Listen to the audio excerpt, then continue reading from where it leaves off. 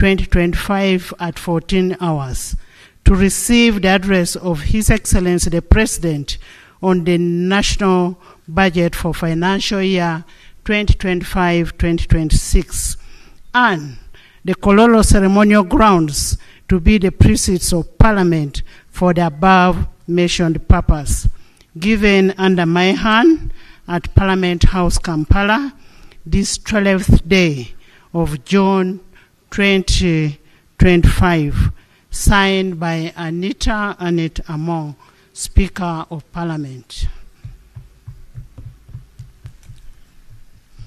Item number 4, communication from the Chair. Your Excellency, the President of the Republic of Uganda, Yoweri Kaguta Museveni, accompanied by the First Lady, Mama Janet Kataha Museveni, who also doubles to be the Minister of Education and Sports, Her Excellency, the Vice President, retired Major Alupo Jessica Epel, His Lordship, the Honorable Chief Justice, Honorable Chigamoy Alphonse Owiny-Dollo, the Right Honorable Deputy Speaker of Parliament, Right Honorable Thomas Tayebwa, the Right Honorable Prime Minister and Leader of Government Business, together with your deputies, the Right Honorable Leader of Opposition in Parliament, Honorable Joel Senyonyi, the Cabinet Ministers and Ministers of State, Your Excellency, the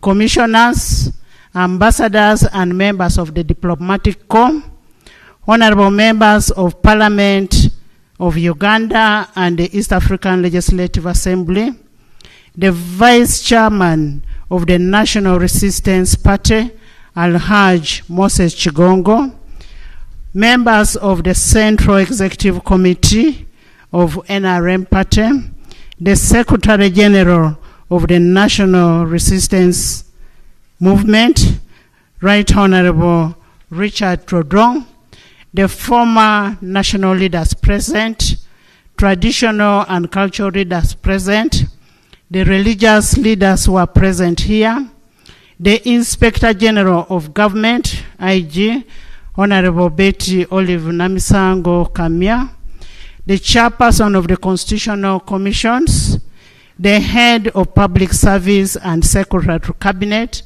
Madame Lucy Nachobe, the Auditor General, Mr. Akol Edward, members of the Constitutional Commission, permanent secretaries present, the Chief of Defense Forces, General Muhosi, the Inspector General of Police, Mr. Baz Byakagaba, the Commissioner General of Prisons, Dr. Canon Johnson, the Governor of Bank of Uganda, Dr. Tinyego, distinguished guests, ladies and gentlemen. I welcome you to the second sitting of the 5th session of 11th Parliament. You may recall that last week on 5th June 2025, Parliament hosted His Excellency the President of the Republic of Uganda, General Yoweri Kaguta Museveni, at the official state opening of the 5th session of 11th Parliament, during which His Excellency delivered a remarkable address on the state of nation. I take this opportunity to acknowledge and thank His Excellency the President of the Republic of Uganda for fulfilling his constitutional obligation as enshrined in Article 101, Sub-Article 1 of the Constitution of the Republic of Uganda. Today, we are once again immensely gratified to host His Excellency, the President of the Republic of Uganda, who is here to deliver the budget speech for financial year 2025-2026 in fulfillment of his constitutional obligation under Article 155, Sub-Article 1 of the 1995 Constitution of the Republic of Uganda, which states that The President shall cause to be prepared and laid before Parliament in each financial year, but in any case, not later than 15th day before the commencement of the financial year, the estimates of revenue and expenditure of government for the next financial year. Honorable members, today's budget speech is a culmination of the participatory budget process, which involves various stakeholders as guided by the 1995 Constitution, the Public Finance Management Act 2015, the National Audit Act 2008, the National Audit Act, the Local Government Act 1997. This participatory budget process is an avenue of the citizen involvement in policy decisions, resource prioritization and allocation, and the monitoring of the public expenditure. As a people-centered parliament, we commend the various stakeholders for making their input in the national budget, and we urge them to sustain the civic awareness and responsibility during the actual budget execution and accountability as well. Your Excellency, the Parliament of Uganda is cognizant of the people participation as a cornerstone for deepening democracy, which is a standing governance principle for our beloved nation. Your Excellency and honorable members, allow me to highlight some of the key milestones achieved by legislature during the budget consideration process. Pursuant to Section 9, 5, and 8 of the Public Finance Management Act 2015 and Rule 145 of the Rules of Procedure, the House approved the National Budget Framework Paper 2025-2026, 2029-2030 on the 30th day of January 2025. 2. Pursuant to Section 12 of the Public Finance Management Act 2015 and Rule 152 of Rules of Procedure, Parliament approved the Ministerial Policy Statement for financial year 2025-2026 during the period of 9th to 16th April 2025. Pursuant to Section 8 of the Public Finance Management Act 2015 and Rule 157 of the Rules of Procedure, Parliament passed 7 tax and revenue bills on 13th and 14th May to enable the realization of revenue to finance the national budget for financial year 2025-2026. In furtherance to Section 14 of the Public Finance Management Act 2015 and Rule 158 and Rule 159 of the Rules of Parliament, Parliament approved the national budget for the financial year 2025-2026 on 15th day of May 2025. Your Excellency, the efficiency and effectiveness of legislature is as a result of constructive engagement between legislature, executive, and judiciary, as well as the relevant stakeholders. I take this opportunity to greatly appreciate all the honorable members of Parliament, the front bench, the shadow cabinet, and all the stakeholders for their dedication throughout the budgeting process and ensuring that we do not only meet the legal and constitutional timeline, but also adequately interrogate the budget. Your Excellency, without preempting your speech on this day, I would like to highlight the salient issues that arose during the budget consideration process. 1, the need to strengthen the oversight over wealth creation funds, notably the parish development model, the youth livelihood, UWEP, SAGE, so that the funds actually reach their intended beneficiaries and attain the desired impact.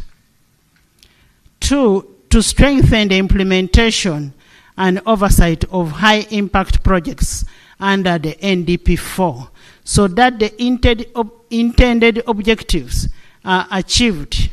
These high-impact projects are what we previously referred to in NDP3 as the core projects. 3, to strengthen the commitment control in budget execution by compelling the accounting officers to commit to the actual budgets and work plans as approved. This is important for budget discipline. 4, the minimization of supplementary budgets and the need to adherence to Section 25(7) of the Public Finance Management Act 2015 to limit supplementary budget requests to items that are absorbable, unavoidable, and unforeseeable.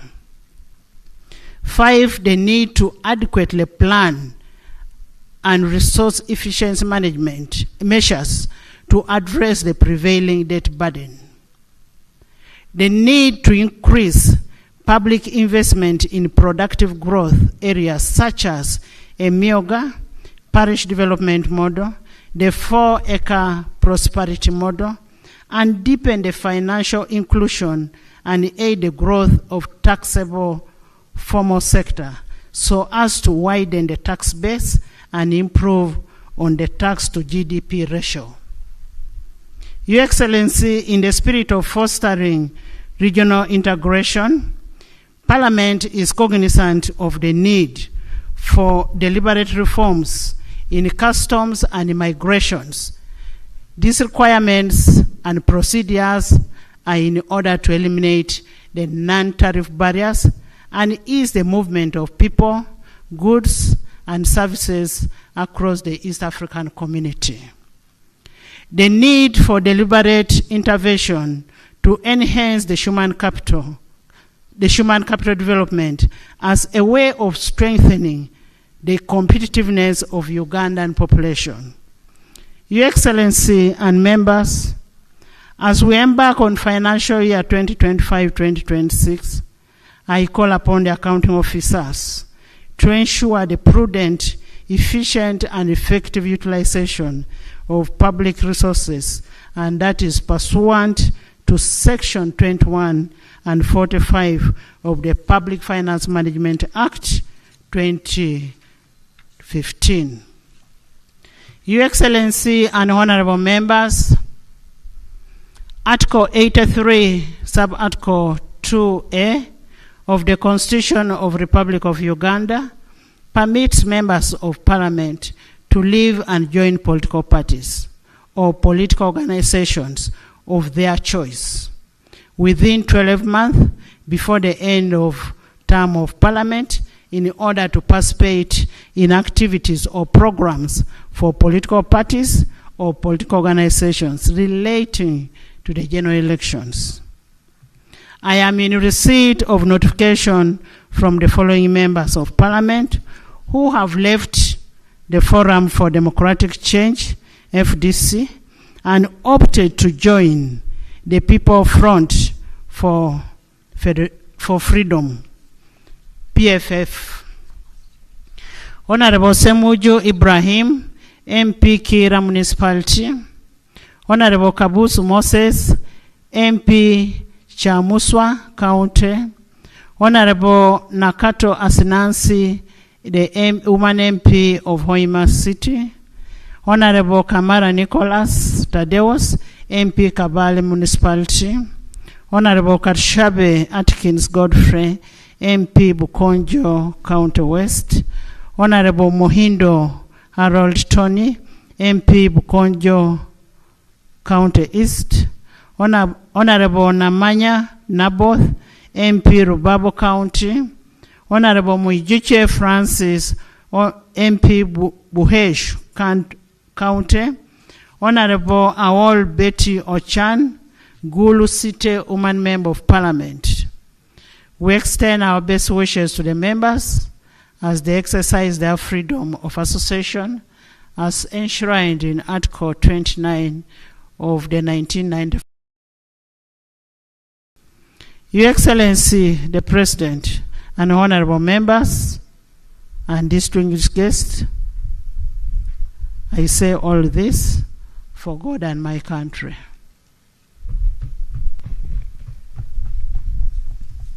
Item number 5, presentation of the budget speech by His Excellency the President of the Republic of Uganda. Honorable members, I have been duly notified that the Minister of Finance, Planning and Economic Development will deliver the budget speech on behalf of His Excellency the President, and thereafter the President will also give his remarks, additional remarks to what has been delivered. I now want to invite the Minister of Finance, Planning and Economic Development to deliver the budget speech. Honorable Minister.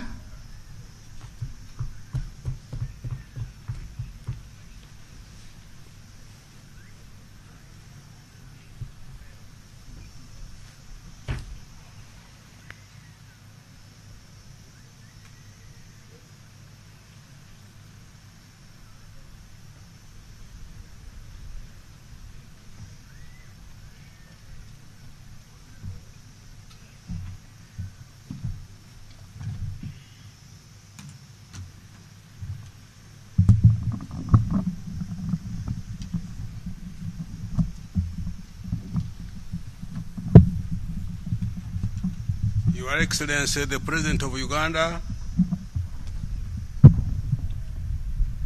Your Excellency, the Vice President, Right Honorable Speaker of Parliament, Your Lordship, the Chief Justice, Right Honorable Deputy Speaker of Parliament, Your Lordship, the Deputy Chief Justice, the Vice Chairman of the NRM Party, the Right Honorable Prime Minister, Right Honorable Deputy Prime Ministers, Honorable Ministers, Your Excellencies and the Ambassadors and the heads of diplomatic missions, Honorable Members of Parliament, former national leaders, cultural leaders, religious leaders, distinguished guests, ladies and gentlemen, good afternoon. Madam Speaker, in fulfillment of Article 155, Part 1 of the Constitution, and on behalf of His Excellency the President, I present to Parliament and to the people of Uganda the budget for financial year 2025-26 as approved by Parliament. Madam Speaker, in this speech, I will, 1, provide accountability to the people of Uganda on the performance of the commitments made by the NRM government for the first half of the Uganda Vision 2040. 2, present the recent performance of the economy and outlook. 3, account to the people of Uganda on the commitments that government made for financial 24-25 that is coming to an end in a few days, and the private areas of the budget for financial year 25-26. 4, highlight the financing strategy of the financial year 25-26 budget. Now, accountability of the performance of the commitments made by the NRM government for the first half of Uganda Vision 2040. Madam Speaker, let me first congratulate His Excellency the President on his leadership that has built a resilient, stable, transformative, and competitive economy that is attractive to investors. Obugaro. Uganda is among the fastest growing economies in the world and is projected to become the fastest growing by 2031, according to the Harvard Growth Club. This is despite the various domestic, regional, and global shocks that have impacted us in the recent years. The growth is on account of a unique economic ideology championed by His Excellency the President, which is built on the 4 principles of socio-economic transformation, patriotism, Pan-Africanism, and democracy. Madam Speaker, the first half of Uganda Vision 2024 started in 2010 with the implementation of the first 5-year National Development Plan and thereafter NDP 2 and NDP 3, which ends this financial year. The initial years of the NRM government before 2010, we dedicated to restoring sustainable peace, recovering and stabilizing a broken economy, addressing extreme poverty, and implementing reforms that liberalized the economy and created an environment for private sector to flourish. We are now in the phase of socio-economic transformation to facilitate wealth creation and prosperity. Your Excellency, I thank and commend you for this.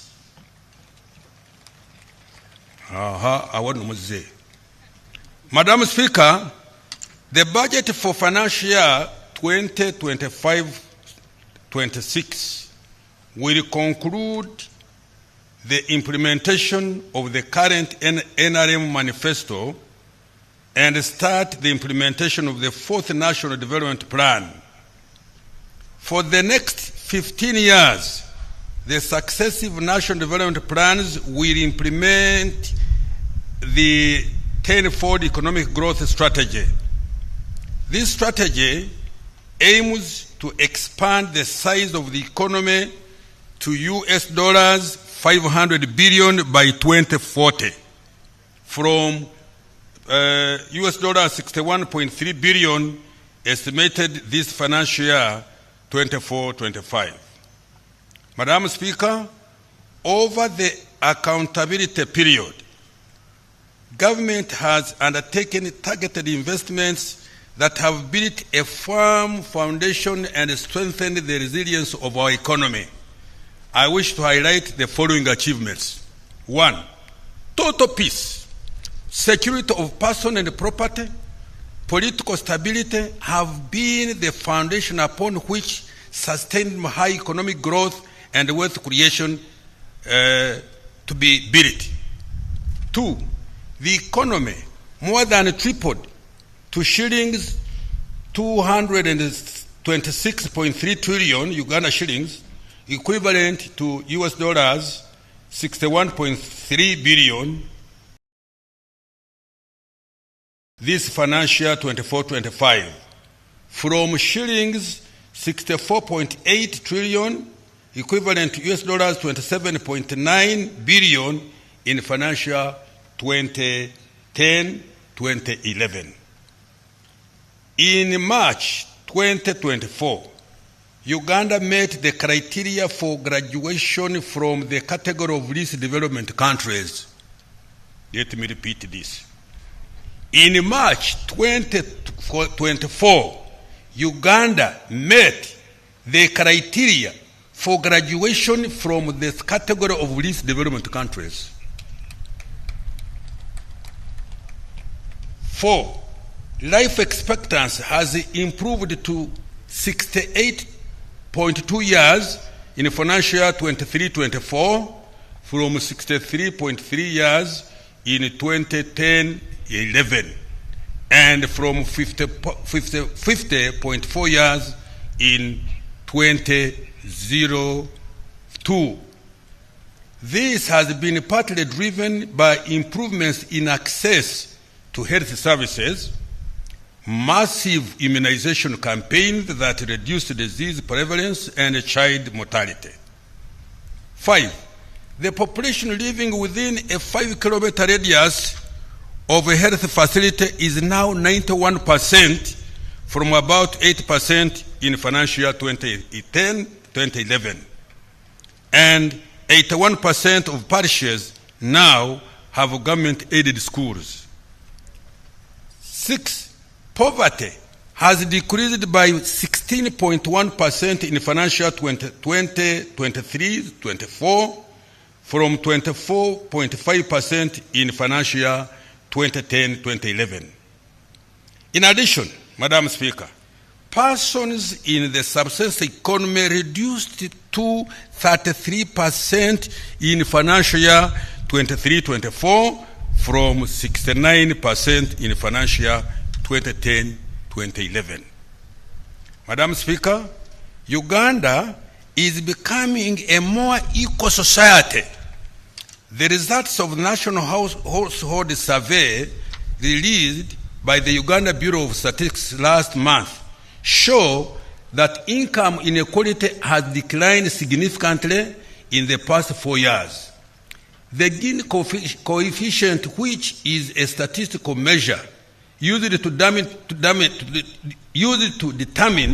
the extent of income inequality within a population, has reduced to 36% from 41% in 2020. 8, Madam Speaker, Ugandans can now connect to all borders on tarmac and reach all parts of the country, east, west, south, north, by tarmac or improved Maram roads. 9. Installed electricity generation capacity increased 4-fold to 2,051 megawatts in financial year 23-24 from 595 megawatts in financial year 2010-2011. Consequently, the proportion of the population with access to electricity increased 5-fold to 57% in financial year 23-24 from 11% in financial year 2011. The percentage of the population subscribed to the internet rose to 53% in 2022 from 1.8% in 2010, and the national ICT backbone infrastructure extended to 4,300 kilometers in financial year 22-23 from 1,380 kilometers in financial year 2010-2011. The economy has diversified from the traditional 3 C's, which are coffee, cotton, copper, and 3 T's, which are tobacco, tea, and tourism, to a more sophisticated economy. For example, Uganda has added 31 new products to its export basket in the last 15 years, including light manufactured products such as steel, processed food, cement, pharmaceuticals, dairy products, ceramics, and clothes.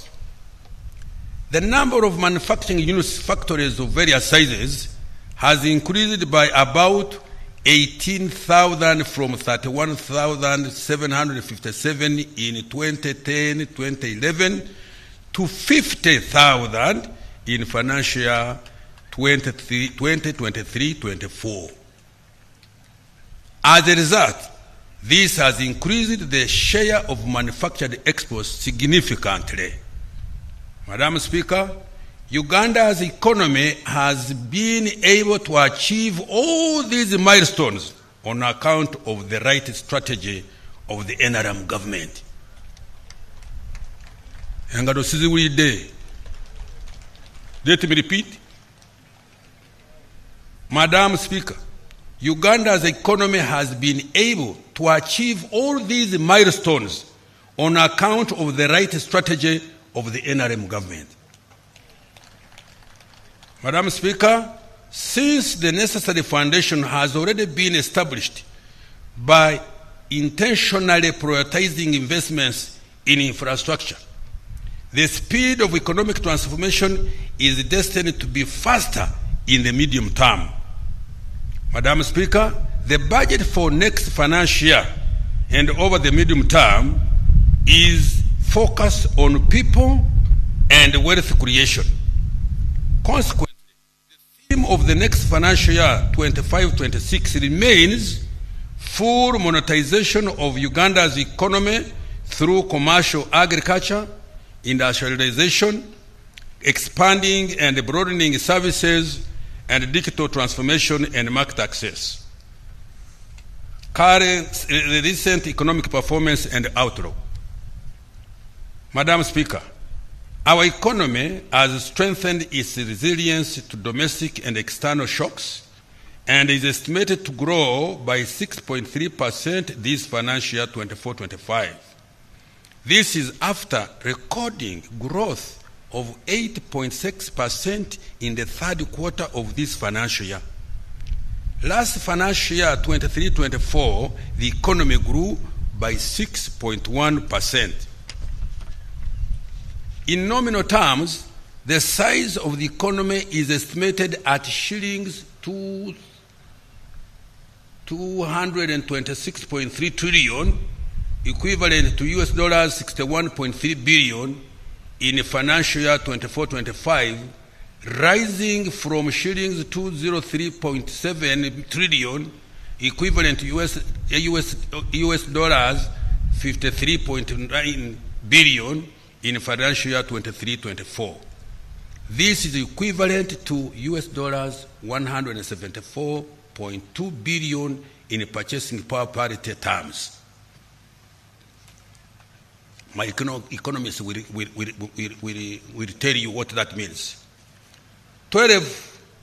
Madam Speaker, this growth has broad-based, including this growth was broad-based, including in agriculture, industry, and services like ICT. This was on account of continued implementation of government interventions and sound fiscal and monetary policies that have supported private sector investment.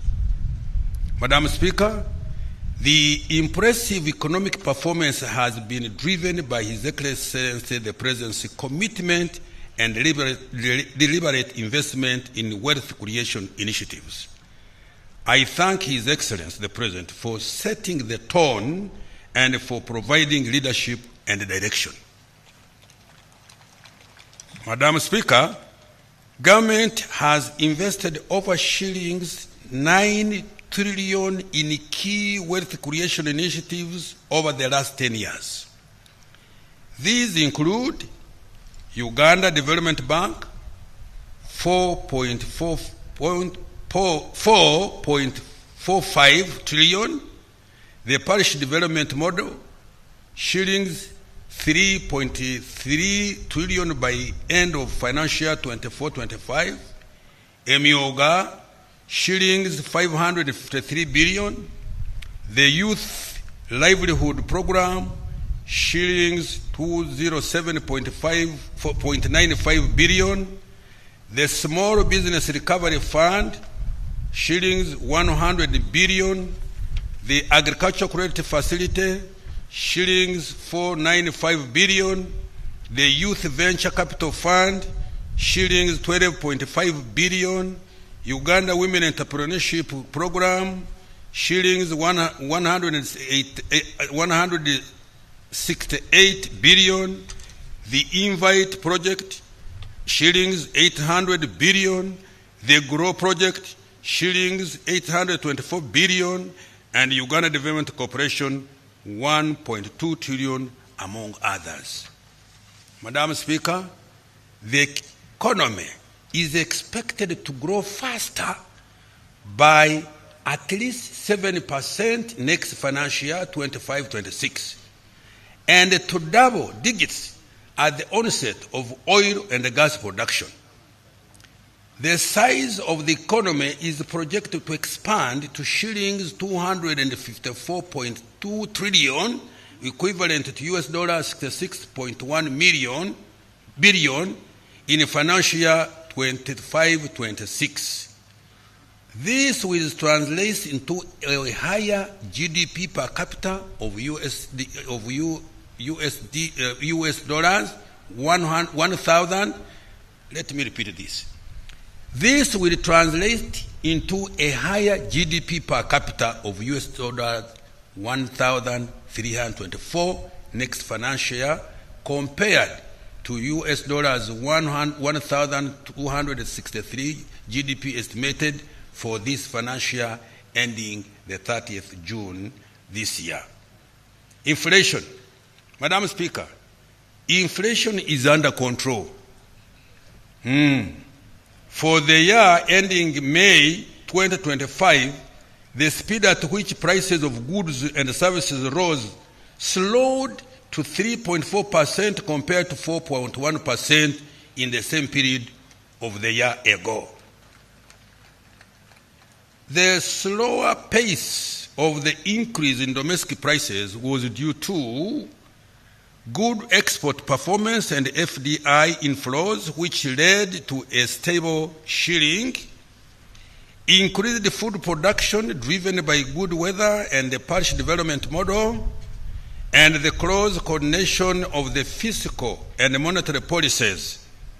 In addition, a reduction in the global prices of petroleum products also contributed to the lower prices.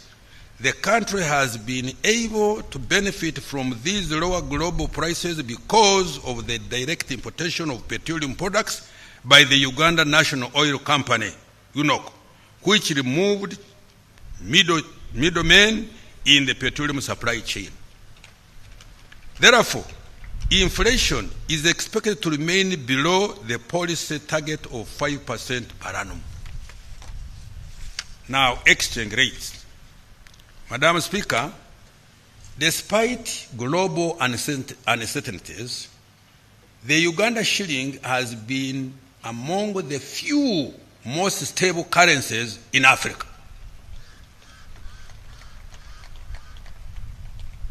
Can I repeat?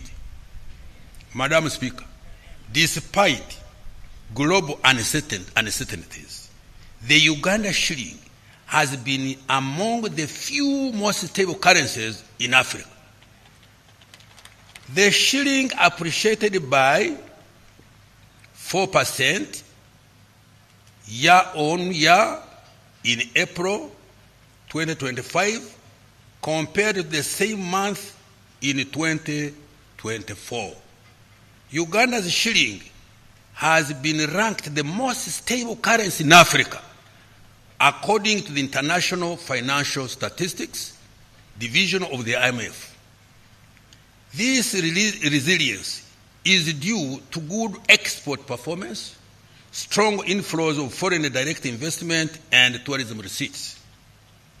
Now, interest rates. Madam Speaker, the price of money has reduced to an average of 17.7% per year in March 2025 from 18.1% in November 2024.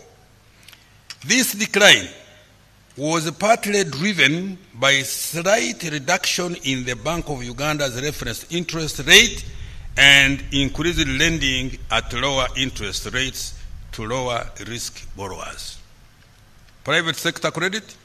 Madam Speaker, the stock of private sector credit grew to shillings 23.3 trillion in March 2025 from shillings 21.9 trillion in June 2024.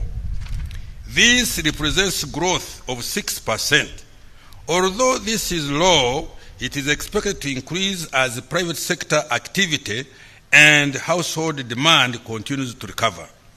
Madam Speaker, contrary to conventional economics that government borrowing crowds out private sector credit, Uganda's government borrowing has instead availed cheaper and patient capital to the private sector engaged in wealth creation initiatives. Government borrows from commercial banks at relatively high rates and avails financing to the private sector in strategic sectors at relatively low or no interest rates. Government has provided direct credit to the private sector and household to supplement credit from commercial banks and other financial institutions through PDM, Emyoga, Youth and Women Livelihood Funds, Women Enterprise Support Funds totaling shillings 9.1 trillion, which is equivalent to 3.6% of total domestic economic output in financial 24-25. External sector development. Madam Speaker, total exports of goods and services for the 12 months of March 2025 is US dollars 11.8 billion from US dollars 9.56 billion for the same period in year 2024. Of this, exports of goods were US dollars 9.3 billion for the same period, up from 7.3 billion in March 2024, representing growth of 26%. The top exports include gold, US dollar 3.698 billion, coffee, US dollars 1.83 billion, which alone had an annual average growth of 84.9%. Industrial products, 626.5 US dollars million, cocoa beans, US dollars 410.8 million, milk products, US dollars 285 million, base metals and products, US dollars 230.6 million, sugar, US dollars 186.5 million, fish and fish products, US dollars 107.7 million, maize, US dollars 86.37 million, and other agricultural products like tea, tobacco, cotton, beans, fruits, vegetables, flowers, simsim, sesame, nuts,